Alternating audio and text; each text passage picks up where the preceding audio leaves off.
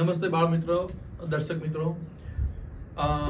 અમદાવાદ જિલ્લા પંચાયત શિક્ષણ સમિતિ દ્વારા પારમિતા મિશન પ્રોજેક્ટ રજૂ કરવામાં આવ્યો છે, જે બાળકોને સીઈટીની એક્ઝામ માટે તૈયારી મળે તેમજ રાજ્યના તમામ બાળકોને તેનો લાભ મળે. આપણે જાણીએ છીએ કે એની અંદર આપણને 120 માર્ક્સના પ્રશ્નો હોય છે અને 120 માર્ક્સ 120 MCQ હોય છે, જે 150 મિનિટની અંદર 150 મિનિટની અંદર આપણે પૂર્ણ કરવાના હોય છે. એની અંદર તાર્કિક, ગાણિતિક, પર્યાવરણ, ગુજરાતી, હિન્દી, અંગ્રેજી દરેક વિષયના પ્રશ્નો હોય છે. એની અંદર સામાજિક વિજ્ઞાન તરીકે એટલે કે સામાન્ય જ્ઞાન તરીકે આપણે અહીંયા પર્યાવરણની અંદર 3 ભાગ પડે છે. એક વિજ્ઞાન, 2 પર્યાવરણ અને ત્રીજો જે સામાન્ય જ્ઞાન કહીએ છીએ. અહીંયા થોડા સામાન્ય જ્ઞાનના પ્રશ્નો છે, આપણે સમજશું, જેથી આપણે સરળતાથી આ સીઈટીની એક્ઝામ પાસ કરી શકીએ અને સારું એવું મેરિટ મેળવી શકીએ. આપણી સમક્ષ અહીંયા એક પ્રશ્ન છે કે અજગર દિવસમાં કેટલા કલાક સૂવે છે? તો આપણને ખબર છે કે અજગર છે એ દિવસમાં 18 કલાક સૂવે છે. અહીંયા આપણને બાળકો એવા પણ પ્રશ્નો પૂછવામાં આવે કે બીજા પશુઓ, પક્ષીઓ કેટલા કલાક સૂવે છે, કે મનુષ્યની ઊંઘ કેટલા કલાકની હોય છે. બીજો પ્રશ્ન છે, શ્લોથનું લગભગ આયુષ્ય કેટલા વર્ષનું હોય છે? તો શ્લોથનું લગભગ આયુષ્ય 40 વર્ષનું હોય છે. તો અહીંયા મનુષ્યનું આયુષ્ય કેટલું હોઈ શકે છે એ તમે જાણો છો? હા, 60 કે 65 વર્ષનું હોઈ શકે છે. એ મુજબ બીજો પ્રશ્ન છે આપણી સમક્ષ, વાઘ રાત્રે આપણા કરતા કેટલા ગણું સારું જોઈ શકે છે? તો આપણને ખબર છે 6 ગણું. મનુષ્ય કરતા વાઘ રાત્રે 6 ગણું જોઈ શકે છે, કારણ કે એની આંખની ઇન્દ્રિય ખૂબ જ સતેજ હોય છે. આ રીતે બીજા પશુઓ, પક્ષીઓ કેટલું જોઈ શકે છે, કેવું જોઈ શકે છે, એની પણ આપણને ખ્યાલ બીજા પ્રશ્નો પણ પૂછી શકે છે. એ મુજબ બીજો પ્રશ્ન છે, ખડચિત્ર નું બીજું નામ નીચેમાંથી કયું હોઈ શકે? તો કે ખડચિત્ર એ એક જાતના નાગના અથવા સાપના નામ છે. એની અંદર કયા કયા સાપ આવી શકે છે? તો કે નાગ પહેલું છે, નાગ અથવા તો કોબરા, 2 કાળોતરો, 3 રસલ વાઇપર અને 4 સ્કેલ્ડ વાઇપર. તો આપણને ખબર છે રસલ વાઇપર એ ખડચિત્રનું બીજું નામ છે. બાળકો, આ સિવાય તમને બીજા પણ એવા પ્રશ્નો પૂછી શકે છે કે ખેડૂતનો મિત્ર તરીકે કયા પ્રાણીને ઓળખી શકાય છે? આપણે જાણીએ છીએ કે જમીનને પોચી કરે છે, અળસિયું છે એ જમીનને પોચી કરે છે, એટલે ખેડૂતનો મિત્ર પણ ગણી શકાય છે. એ પણ પ્રશ્ન પૂછી શકે છે. બાળ મિત્રો, આપણને ખબર છે કે હાલ ગુજરાતના કેટલા જિલ્લાઓ છે? ગુજરાતમાં કેટલા જિલ્લાઓ આવેલા છે? A 28, B 29, C 32 અને D 33. ઓકે, સાચી વાત છે, 33 છે. બાળ મિત્રો, આ સિવાય તમને એ પણ પૂછી શકે છે કે આ જિલ્લાઓના પાટનગર કયા, જિલ્લાઓની ખાસિયતો છે, જિલ્લાઓમાં કયું સ્થાપત્ય વખણાય છે, એવા પણ પ્રશ્નો પૂછવામાં આવે છે. બીજો પ્રશ્ન છે, નીચે પૈકી રાષ્ટ્રીય ઉદ્યાનો ગુજરાતમાં આવેલા છે કે નહીં? જો પ્રશ્નો વાંચવામાં બહુ ધ્યાન રાખજો. તમને પ્રશ્ન પૂછે છે કઈ રીતે, એ રીતે તમારે એનો જવાબ આપવાનો છે. તો નીચે 4 ઉદ્યાનો આપ્યા છે: ગીર રાષ્ટ્રીય ઉદ્યાન, કાળિયાર રાષ્ટ્રીય ઉદ્યાન, દરિયાઈ રાષ્ટ્રીય ઉદ્યાન અને વાંસદા રાષ્ટ્રીય ઉદ્યાન. તો તમને ખબર છે ગીર ક્યાં આવ્યું છે? હા, ગુજરાત. તો કાળિયાર, હા, એ પણ ગુજરાતમાં છે. તો દરિયાઈ રાષ્ટ્રીય ઉદ્યાન ગુજરાતમાં છે? હા, છે. અને વાંસદા એટલે આપણને ખબર છે કે દક્ષિણની અંદર નવસારીમાં વાંસદા રાષ્ટ્રીય ઉદ્યાન છે. તો એનો મતલબ એવો કે આ 4 આપણા ગુજરાતમાં આવેલા છે. અહીંયા પ્રશ્ન એવો છે કે છે કે નહીં? હા, છે. તો કેટલા છે? તો પહેલો પ્રશ્ન આપણો વિકલ્પ છે 1, 2, 4, બી વિકલ્પ છે 2, 3, 4, સી વિકલ્પ છે 1 પણ નહીં અને ડી વિકલ્પ છે આપેલ તમામ. તો આપણે જોયું કે આપેલ તમામ છે, તો આપણે અહીંયા સાચો જવાબ શું આવશે? આપેલ તમામ આવશે. બાળ મિત્રો, ગુજરાતમાં એવી ઘણી બધી વાવ આવે છે, જેનો એક દ્વાર હોય છે, 2 દ્વાર હોય છે, 3 દ્વાર પ્રવેશ હોય છે, એમ 4 દ્વારનો પ્રવેશ હોય છે. એમ વિજયા વાવ છે એ કેટલા પ્રવેશ દ્વાર ધરાવે છે તમને ખબર છે? હા, 4. Very good. તો આ 4 પ્રવેશ દ્વાર ધરાવે છે. એ જ મુજબ બીજો પ્રશ્ન છે, વિશ્વધા જુનાગઢ શહેરમાં પ્રવાસ જાય છે તો એ પૈકી નીચેના સ્થળમાંથી એ કયા સ્થળની મુલાકાત લઈ શકે છે? તો શું જુનાગઢમાં રાણકી વાવ આવેલી છે? ના. કબીરવડ? ના.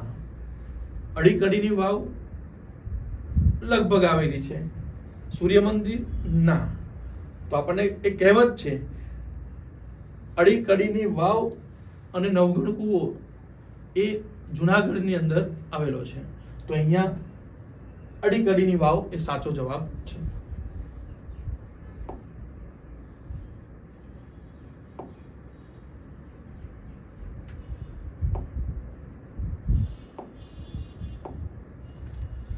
એક બીજું ઉદાહરણ જોઈએ.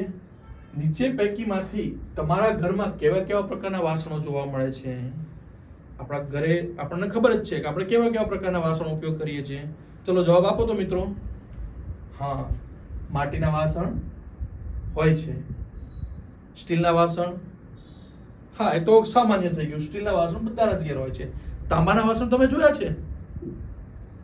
હા, ઘણા બાળકો એ નહીં જોયા હોય, કારણ કે તાંબાના વાસણો જે છે એ જૂના જમાનામાં વપરાતા હતા, જેનું હાલમાં ઉપયોગ ઘટતો જાય છે. એ મુજબ પિત્તળ પણ વાસણ ઉપયોગમાં હતા પહેલાના જમાનામાં. તો આમાંથી ચારે ચાર પ્રકારના વાસણો આપણા ઘરમાં જોવા મળે છે. તો નીચે જે વિકલ્પોના જવાબ તરીકે આપ્યા છે એમાંથી કયો જવાબ સાચો હશે? એ 1 2 4, બી 2 3 4, સી 3 અને 4, અથવા ડી 1 2 3 અને 4. તો આપણે જોયું કે ચારે ચાર પ્રકારના વાસણો આપણા ઘરમાં છે જ. તો આપણે અહીંયા જવાબ શું આવશે? ડી. બીજું ઉદાહરણ જોઈએ. કાંકરિયા તળાવ ક્યાં આવેલું છે? હવે તમને તમારા જિલ્લાની ખાસિયત ખબર હોવી જોઈએ. આમ તો જોઈએ તો આપણે આખા ગુજરાતના પ્રશ્નો પૂછાય છે કે ગુજરાતમાં કઈ વસ્તુ સારી છે અને કઈ વસ્તુ ક્યાં વખણાય છે. એ મુજબ અહીંયા કાંકરિયા તળાવ જે છે એ ક્યાં આવેલું છે? વિચારો તો. અમદાવાદમાં છે, ડાંગમાં છે, ગાંધીનગરમાં છે કે કચ્છમાં છે? સાચું, આપણે અમદાવાદમાં કાંકરિયા તળાવ આવેલું છે. તમને ખબર છે કાંકરિયાનું બીજું નામ શું છે? હોજે કુતુબ તરીકે પણ ઓળખાય છે.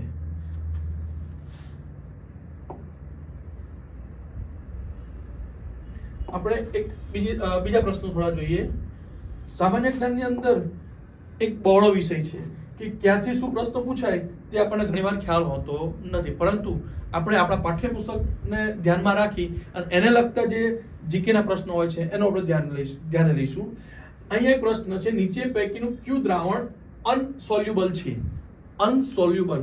આ આપણા પર્યાવરણના પાઠ્યપુસ્તકની અંદર આ શબ્દનો ઉપયોગ કરવામાં આવેલો છે, જે આપણે જો ધ્યાનથી વાંચ્યું હશે તો આપણને ખબર હશે. મીઠાનું પાણી છે એ સોલ્યુબલ છે? વિચારો. પ્રશ્ન થોડો અઘરો આવ્યો છે પણ જરૂરી છે. તો કે મીઠાનું પાણી ઇનસોલ્યુબલ અને સોલ્યુબલનો અર્થ શું આપણને ખબર છે? પહેલા આપણે એ સમજીએ. સોલ્યુબલ મતલબ પાણીમાં ઓગળી જવું. તો મીઠાનું પાણી, તો મીઠું પાણીમાં ઓગળી જાય ને, તો એ ઇનસોલ્યુબલ કહી શકીએ? ના કહી શકીએ. રેતી ઓગળે પાણીમાં? ના ઓગળે. દરિયાનું પાણી, હા, એ બીજા પાણીમાં એડ કરીએ તો એ પાણીનો ગુણધર્મ મળી જાય છે. એ મુજબ ખાંડનું પાણી, જો પાણીમાં ખાંડવાળું પાણી સાદા પાણીમાં એડ કરીએ તો એની જોડે મિશ્રણ થઈ જાય છે, પરંતુ રેતીનું પાણી કોઈ જોડે મિશ્રણ થતું નથી, એટલે એ ઇનસોલ્યુબલ દ્રવ્ય કહેવાય છે. એક બીજું ઉદાહરણ છે, જો દૂધ ઉકળે તો ભાત શું થાય? ખાલી જગ્યા આપી છે અહીંયા, કે આ જ ખાલી જગ્યામાં આપણે શું જવાબ લખીશું? 1 ડૂબે. જો પ્રશ્ન હંમેશા વાંચવાનો એનો અર્થ શું કહેવા માંગે છે એ મુજબ એનો જવાબ આપવાનો. બાકી ભાતને તમે પાણીમાં નાખો તો ડૂબવાના જ છે, પરંતુ અહીંયા એના અનુસંધાને પૂછ્યું નથી. તરે, વિચારવું પડશે આપણે. ચડે, કોઈ એવું કે ચડે, તો ચડવું એટલે શું થાય? પગથિયાઓ ચડવા પણ થઈ શકે છે. બફાય, તો આપણને ખબર છે જો દૂધ ગરમ કરીએ તો ઉકળે અને ભાતને ગરમ કરીએ તો એ બફાય છે. તો એ સાચો જવાબ આવશે ભાત. વેરી ગુડ બાળકો. આવા બીજા ઘણા પ્રશ્નો છે કે જેનું આપણે અહીંયા નિરાકરણ લાવવાનું છે અને સમજવાનું છે કે આવા બીજા કેટલા પ્રશ્નો પૂછી શકાય, આવા કયા કયા પ્રશ્નો પૂછી શકાય છે. અહીંયા એક પ્રશ્ન છે કે લદ્દાખ ને બીજા કયા નામે ઓળખવામાં આવે છે? તો લદ્દાખ આપણને ખબર છે કે ભારતના ક્યાં આવ્યું છે? આપણે ભારતના નકશામાં ઉપરના ભાગમાં, જેને આપણે કાશ્મીરને આપણે શું કહીએ છીએ? ભારતનું માથું કહીએ છીએ. એ ભાગની અંદર લદ્દાખ આવેલું છે. હવે લદ્દાખને બીજા કયા નામે ઓળખી શકાય? તો કે ગરમ રણ હશે. વિચારો, હિમાલયની તળેટી છે તો ગરમ તો હશે જ નહીં. ઠંડુ રણ હશે? હા, ઠંડુ રણ કહી શકાય, પરંતુ પાઠ્યપુસ્તકની અંદર આનો ઉલ્લેખ જે રીતે કરવામાં આવ્યો છે એના અનુસંધાને આપણે જવાબ આપવાનો છે. તો શું એ પહાડી રણ હોઈ શકે? સૂકું રણ હોઈ શકે? આપણે જાણીએ છીએ કે હિમાલયની પર્વતમાળા હોવાના કારણે પહાડી રણ કહી શકાય. લદ્દાખ એવો પ્રદેશ છે કે ત્યાં રણ પ્રદેશ છે, પણ કેવો રણ? પહાડી રણ છે. બીજો પ્રશ્ન છે, જો તમે સૂર્યની સામે ઊભા રહ્યા છો, જોઈ રહ્યા છો, તમે સૂર્યની સામે જોઈ રહ્યા છો, તો તમારો જમણો હાથ કઈ દિશામાં આવશે? પહેલા તો આપણને ડાબા હાથની અને જમણા હાથનો ખ્યાલ હોવો જોઈએ. ત્યારબાદ આપણને એ પણ ખબર હોવી જોઈએ કે સૂર્ય કઈ દિશામાં ઉગે છે અને સૂર્ય કઈ દિશામાં આથમે છે. હંમેશા તમે જ્યારે પણ સૂર્યની સામે ઊભા હોય, એટલે ઉગતા સૂર્યની સામે ઊભા હોય, તો તમારો ડાબો હાથ કઈ બાજુ જાય છે? ઉત્તર દિશા તરફ, અને જમણો હાથ દક્ષિણ દિશા તરફ છે. તો હવે તો બાળકો તમને આનો જવાબ આવડી જ ગયો હશે. આપણો એનો જવાબ શું છે? જમણો હાથ. હું કયા હાથે લખું છું? જમણા હાથે લખું છું. તો કઈ દિશામાં છે? તો કે દક્ષિણ દિશામાં. તો અહીંયા સાચો જવાબ આવશે દક્ષિણ દિશા. શિયાળો, શિયાળાની ઋતુ હમણાં જ ગઈ છે, આપણને ખબર છે. શિયાળામાં શું થાય? ઠંડી લાગે. તો શિયાળામાં લેવાતા પાક કયા પાક તરીકે ઓળખી શકાય? તો નીચે આપ્યો છે જાયદ પાક, રવિ પાક, ખરીફ પાક કે મિશ્ર પાક. તો આપણે જાણીએ છીએ આ પ્રશ્ન બહુ સામાન્ય છે કે આપણે જ્યારે પાકોનું વર્ગીકરણ સમજીએ છીએ ત્યારે ખબર હોય છે કે રવિ પાક તરીકે ઓળખવામાં આવે છે. બીજો પ્રશ્ન, નીચેમાંથી કયું રાજ્ય દરિયાઈ સીમા ધરાવે છે? જો આ પ્રશ્ન આપણને ખાસ આવડવો જોઈએ કે આ પ્રશ્ન પૂછાય જ છે. આના અનુસંધાનમાં બીજા પણ પ્રશ્નો પૂછાય છે. આપણને ખબર છે કે ભારતની જે નકશો છે એની અંદર આટલો જે ભાગ છે દક્ષિણનો ભાગ એ દરિયા કિનારામાં આવેલો છે. તો નીચે આપેલા જે રાજ્યો છે એ આ દક્ષિણના કોઈ કિનારા પર છે? જોઈએ તો પેલા રાજસ્થાન ક્યાં આવે? તો કે ગુજરાતની ઉપર હોય છે. તો હવે ગુજરાત પહેલું એવું રાજ્ય છે કે જે પશ્ચિમની અંદર પહેલું રાજ્ય છે કે જેને દરિયા કિનારો ઓળે છે. હવે એની ઉપરનું રાજ્ય છે રાજસ્થાન, એટલે રાજસ્થાન તો આવશે નહીં. બિહાર, આપણને ખબર છે બિહાર પૂર્વ દક્ષિણ તરફનું રાજ્ય છે, એટલે બિહાર પણ આવશે નહીં. ઓરિસ્સા, શું ઓરિસ્સા આવે? જો તો અહીંયા ઓરિસ્સાનો ભાગ છે. અને મધ્યપ્રદેશ ક્યાં આવ્યું છે? ભારતના મધ્યમાં. તો સાચો જવાબ શું આવશે? ઓરિસ્સા. ઓરિસ્સા એ દરિયા કિનારાનું રાજ્ય છે. બીજો પ્રશ્ન જોઈએ.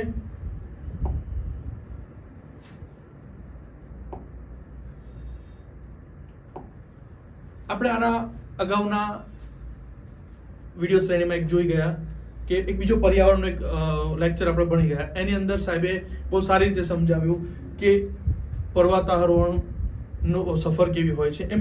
એને અનુસંધાનિત એક પ્રશ્ન પૂછવામાં આવેલો છે કે બચેન્દ્રી પાલનું નામ શા માટે જાણીતું છે? તો બચેન્દ્રી પાલ શું હતી? બેડમિન્ટન સ્ટાર હતી? ના. પાયલોટ હતી? તો કે ના. અવકાશ યાત્રી હતી? વિચારો તો. Okay, very good. ના. તો તે કોણ હતી? પર્વતારોહણ હતી. ખ્યાલ આવ્યો મિત્રો? ઓકે, આપણે બીજો એક પ્રશ્ન જોઈએ કે દ્વિજાબેન એ ભારતમાં હાઉસ બોટમાં નિવાસ કરે છે, તો નીચે પૈકી કયા સરોવરમાં નહીં જઈ શકે? આપણે ખ્યાલ હોવો જોઈએ કે હાઉસ બોટ ક્યાં આવી? પંપા સરોવર, દાલ સરોવર કે માન સરોવર? હવે દ્વિજાબેનને જો હાઉસ બોટમાં સફર કર્યું હોય તો ત્યાં નિવાસ કરવું હોય તો આ ચારમાંથી કયા સરોવરમાં નહીં જાય? અહીંયા પ્રશ્ન એવો છે, નહીં જાય. આપણને ખબર છે કે કાંકરિયાની અંદર હાઉસ બોટની સુવિધા નથી. એટલે દ્વિજાબેન ક્યાં નહીં જાય? કાંકરિયા તળાવ પર છે.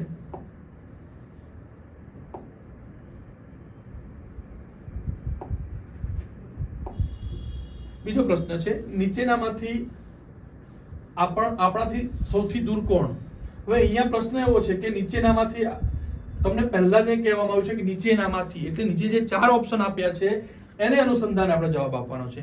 બાકી તમે એમ કહેતા હોય, ઘણા વાર આપણે એવું પણ બને કે મારાથી પણ દૂર તમે કેટલા દૂર છો, એવો પણ પ્રશ્ન થઈ શકે છે.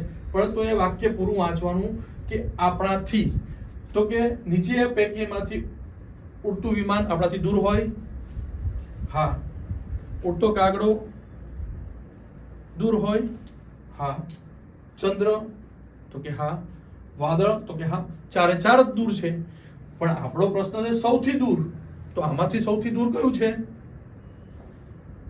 વાદળ. તો આપણે મોટા ડુંગર પર જઈએ તો વાદળ જોઈ શકીએ છીએ, અડી શકીએ છીએ. ઉડતો કાગડો? હા, એ પણ દૂર છે. પણ એનાથી દૂર?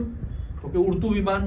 આપણે ખબર છે કે વિમાન ઉડતું હોય તો આપણે બહુ નજીવું દેખાય છે, તો એ પણ નાનું છે. તો તમે ભૂલ એ કરશો, ઉડતું વિમાન લખશો. પણ આપને ખબર હોવી જોઈએ કે ચંદ્રમા છે એ આપણા ઉડતા વિમાન કરતા પણ દૂર છે, પૃથ્વીનો ઉપગ્રહ છે. એટલે ચંદ્ર એ પૃથ્વીનો ઉપગ્રહ છે, તો એ ખાસા કિલોમીટર દૂર છે. તો સૌથી દૂર કોણ આવે?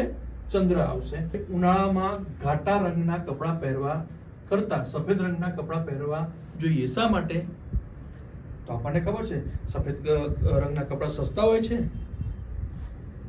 સફેદ રંગના કપડાં પહેરવા સરળ છે, સફેદ રંગના કપડાં સરળતાથી ધોઈ શકાય છે. અને ચોથો ઓપ્શન છે કે ઘાટા રંગના કપડાં કરતા આછા રંગના કપડાં સૂર્યપ્રકાશનું શોષણ વધારે કરે છે. તો એ સાચો જવાબ શું આવશે? ઓકે, વેરી ગુડ, ડી જવાબ આવશે. હર્ષદ ગુજરાતના અમદાવાદમાં રહે છે. તેના વિસ્તારમાં ભારે વરસાદથી રસ્તા બંધ થઈ જાય છે. તો રસ્તાના સમારકામ માટે એ કોની પાસે જઈને ફરિયાદ કરશે? તો આપણને ખબર છે અમદાવાદ શહેરમાં તો હવામાન ખાતાને ફરિયાદ કરી શકે? ના કરી શકે. ટ્રાફિક પોલીસને ફરિયાદ કરશે? તો કે ના કરી શકે. તો કે નગર નિગમ કચેરીને ફરિયાદ કરી શકે? તો કે હા. કેમ? કેમ કે અમદાવાદ એ એક મ્યુનિસિપલ નગરપાલિકા છે, એટલે. જ્યારે નજીકના પોલીસ સ્ટેશનમાં આપણો ખોટો જવાબ છે. એટલે આપણને ખબર છે કે અમદાવાદ એ મહાનગરપાલિકા છે, તો એ ક્યાં જશે? નગર નિગમની કચેરીની મુલાકાત કરશે. અહીંયા બાળકો આપણે જુદા જુદા પ્રશ્નો સમજ્યા અને સારો એવો માહિતી મેળવી. હવે ત્યારબાદ આપણે એક સામાન્ય નકશાથી જીકેના પ્રશ્નો કઈ રીતે પૂછી શકાય છે એનો ખ્યાલ મેળવીશું. હવે આપણી સમક્ષ અહીંયા ખબર છે કે આ એક ભારતનો નકશો છે. બાળકોને ભારતનો નકશો ખ્યાલ હોવો જરૂરી છે.